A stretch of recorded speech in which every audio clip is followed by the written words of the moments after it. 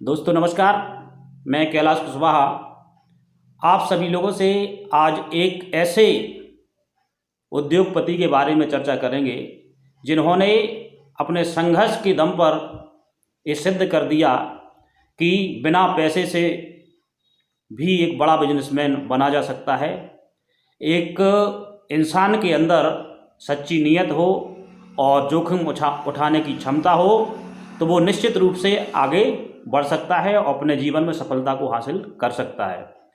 तो हम बात कर रहे हैं धीरू भाई अंबानी जी की, जिनका जन्म 28 दिसंबर सन 1932 को गुजरात के जूनागढ़ के एक छोटे से गांव चोरबाड़ में हुआ था। उनके पिता हीराचंद गोवर्धन भाई अंबानी और उनकी माताजी का नाम जमुनाबेन था और धीरू भाई के और भी 4 भाई बहन थे। तो अचानक जीवन में ऐसी स्थिति आती है कि धीरू भाई अंबानी को 10वीं के बाद पढ़ाई छोड़नी पड़ती है और वे फल बेचने का काम शुरू करते हैं, छोटे छोटे अनेक कार्य करते हैं और उन्हें मालूम होता है कि हमारे गांव के पास में एक धार्मिक स्थल है, तो वहाँ पर वो पकौड़े की दुकान भी लगाते हैं और पकौड़े की दुकान की आमदनी निर्भर करती थी वहाँ आने वाले पर्यटकों पर। जैसे पर्यटक आते थे तो आमदनी हो जाती थी और नहीं आते थे तो नहीं होती थी। तो कुछ समय बाद उन्होंने देखा कि यहाँ पर हमें अच्छी आमदनी नहीं है, तो वे असफल हो गए उस व्यापार में भी और उनके पिताजी ने कहा कि अब तुम कोई नौकरी कर लो। तो उनके बड़े भाई जो थे वो उस समय यमन में नौकरी करते थे, तो वो उनके सहयोग से यमन चले गए और यमन में उन्होंने पेट्रोल पंप पर काम किया। पेट्रोल पंप पर वो काम करते थे लेकिन उनके दिमाग में व्यापार की चीज़ें चलती रहती थी। वे सोचते रहते थे कि हम किस तरह से अपने जीवन को एक व्यापारी के रूप में आगे बढ़ा सकें।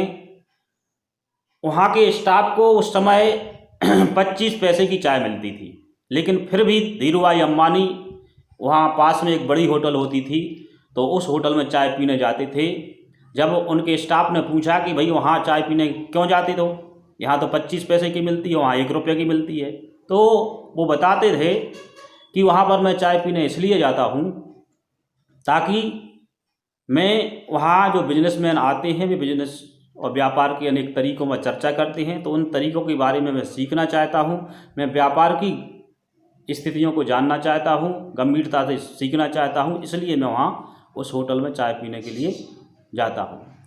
तो इस तरह से उनका जीवन वहाँ चल रहा था और काम करते हुए और सीखते हुए वे आगे की ओर चल रहे थे और धीरे धीरे वो अपने काम को सीखते जा रहे थे।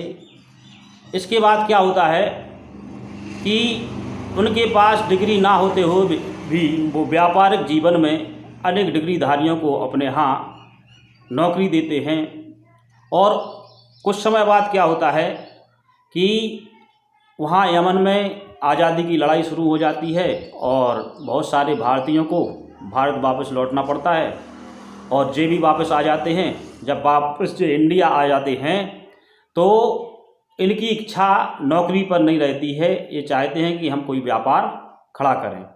ये व्यापार की बारीकियों को बहुत अच्छी तरह से समझ चुके होते हैं, कैसे व्यापार चलता है, क्या क्या इसमें ध्यान रखना पड़ता है, क्या क्या स्थितियों से गुजरना पड़ता है, ये सारी चीज़ों को वो सीख चुके थे।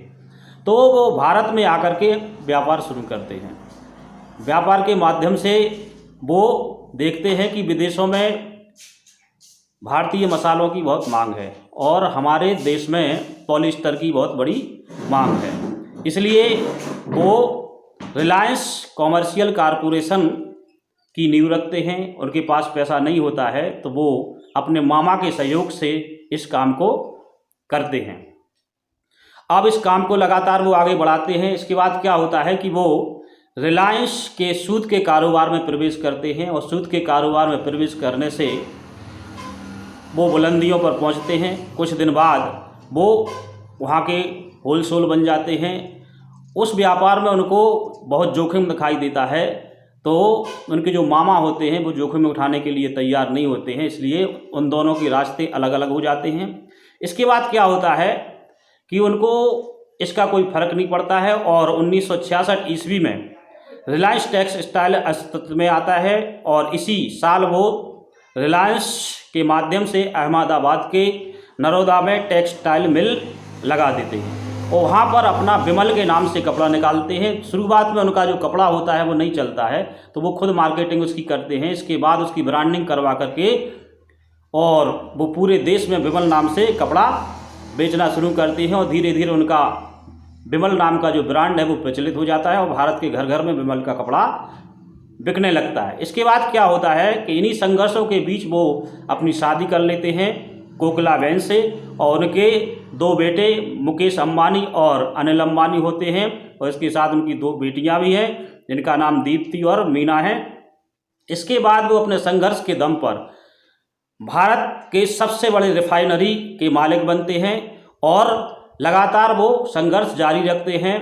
सरकार से आरोप प्रत्यारोप भी लगते हैं, उनका भी संघर्ष करते हैं। अपने जीवन को संघर्षशील बनाते हुए वो आगे बढ़ाते हैं और उनके जीवन गाथा पर एक फिल्म भी बनी है जिसका नाम है गुरु और अभिषेक बच्चन उसके एक्टर हैं। तो और विस्तार से जानने के लिए आप उस फिल्म को भी देख सकते हैं। इस तरह से वो संघर्ष की कहानी वो इस देश के लोगों को दिखा देते हैं कि एक आम आदमी कैसे खास आदमी बन सकता है अपने संघर्षों और अपनी बुद्धि के बलबूते पर, सीखने के बलबूते पर। और इस तरह से इस उद्योगपति महानायक का जो मृत्यु होती है वो 6 जुलाई 2002 को हो जाती है और वो अपने बच्चों के लिए, अपने बेटों के लिए 62,000 करोड़ का साम्राज्य छोड़ के जाते हैं। और इस तरीके से वो अपने जीवन को एक पकोड़े बेचने से लेकर और एक बड़ी इंडस्ट्री खड़ी करने तक कितना संघर्ष करके ले जाते हैं और अपनी सफलता को से लोगों को यह दिखा देते हैं कि आम आदमी भी खास बन करके अपने जीवन को कहां से कहां तक ले जा सकता है। इसी तरह की और कहानियाँ और स्टोरी हम आप लोगों के सामने लाते रहेंगे। आप हमारे चैनल के साथ बने रहिए, उसको लाइक कीजिए, सब्सक्राइब कीजिए और थैंक यू, धन्यवाद। आप लोगों का बड़ा आभार। थैंक यू, धन्यवाद।